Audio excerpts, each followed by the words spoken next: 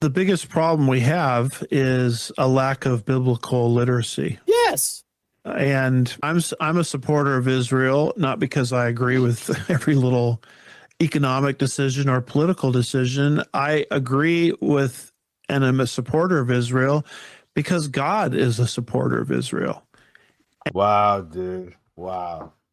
God is a supporter of the nation state of Israel. Is that what this guy is trying to say? These people are so wicked. These people, this guy is, I can't believe I ever respected this guy. I never really respected, but I was kind of impressed with him. I saw one of his things. I was like, oh, this guy is, he knows some stuff about the Bible, man. But then when you really start listening to them, they're just foolish, man. And God is a Zionist. And you don't God is a Zionist. God is a Zionist, dude. Wow, bro. Wow. That is just an insult to every Christian that ever lived. the Israeli government existing today, though. You know what? Why would God allow them to just get their temple destroyed and kicked out of the land if he was a Zionist? You know, what a joke. He always agrees with the Israeli government and the Israeli policies that include abortion that's pretty high and homosexuality and the gay parades in Tel Aviv. I want to make clear, because I don't believe God agrees with a lot of what goes on with the Israeli government, but I believe God has a... No. I asked you for a standard. So a standard should be something that's universal, objective, and universal, not just your personal standard. That's ridiculous. That's not a standard of morality. That's just your standard. Morality is universal. It's everybody has to, it's right. It's right to kill people for fun, or it's wrong, right? If it's wrong, then it's wrong for anybody in any culture, any history, period, any time, whatever. So that means morality is objective. All right. If you have your own thing that you just happen to pick from Stanford philosophy thing, you just picked one and you went with it. Well, that doesn't prove that's not a standard. That's just your thing that you picked. Has ridiculous. A plan for the Jewish people, correct?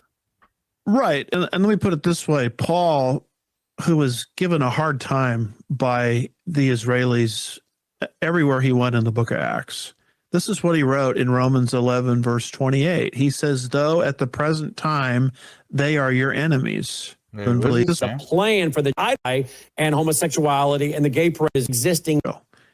And God is a Zionist. And you don't mean the Israeli government existing today, though. You don't mean he always agrees with the Israeli government and the Israeli policies that include abortion that's pretty high and homosexuality and the gay parades in Tel Aviv. I want to make clear, because I don't believe God agrees with a lot of what goes on with the Israeli government, but I believe God has a plan for the Jewish people. Correct?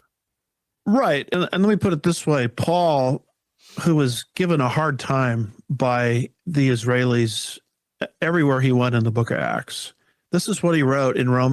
They weren't Israelis. They were just Jews, by the way. It's just so dumb. Romans 11, verse 28. He says, though at the present time, they are your enemies. In other words, they were opponents of the early church.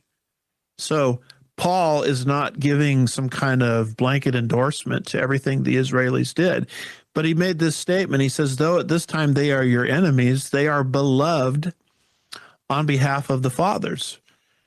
And so I look at Israel not as they are, but what they're going to be, which is going to be eventually a totally 100% regenerated nation. What is he talking about, dude? He thinks the entire nation of them is going to be regenerated. So what about all the Jews that died before this? Like, you know, what happens to them? Are they going to get regenerated too? What is this guy talking about? He's trying to say that the entire nation of the Jews are going to be regenerated, reborn, born again. What a bunch of foolishness, dude. They're just foolish, man. Where's the Bible say that? Because it says all Israel shall be saved, right? Romans 11:26. So they're going with that, but that's not what that's talking about. It's saying that all Israel shall be saved because only the remnant is actually Israel, you know? And he very clearly mentions a remnant in Romans 11. So I don't know why this guy's saying 100% regenerated nation. What does that mean, dude? And so when God recycled them back into their homeland in unbelief, 1948, it's preparatory for that great move of God. And when you look at this whole picture, you're looking at Israel not as she is, you're looking at Israel as what she's going to become.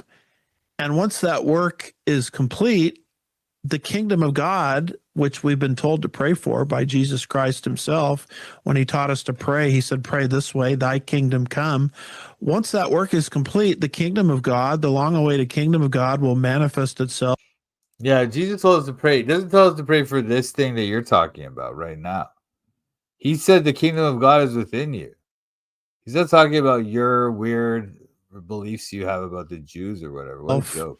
On planet Earth. So of God, the long-awaited kingdom of God will manifest itself on planet Earth. So since that's the big picture, how can I do anything other than love, the Jewish people? I don't have to agree with everything they did or are doing. Neither did Paul, but he still called them beloved on behalf of the patriarchs, referring back to the unconditional covenant that God gave to the... He's not referring back to that. He just said they're beloved for the Father's sake. He's not referring back to the covenant or whatever. He's just saying they are beloved for the Father's sakes. Because you are the children of Abraham now, right? So you should love the Jews who are also the children of Abraham. And so you should try to help them to get saved. That's what Paul's talking about. He's certainly not saying that you should just Anyway, this is wicked. The physical descendants of Abraham, Isaac, and Jacob called the Abrahamic covenant. Wow. So we're to love Israel. We're to love the Jews. And we're supposed to love them as human beings for the Father's sake. That is, for Abraham, Isaac, and Jacob's sake. And it's love them just as you would love anyone else. Love them, try to get them saved, try to treat them with kindness and stuff, right? Love your enemy, right? He also said that there are enemies for the Gospels. Okay. I'm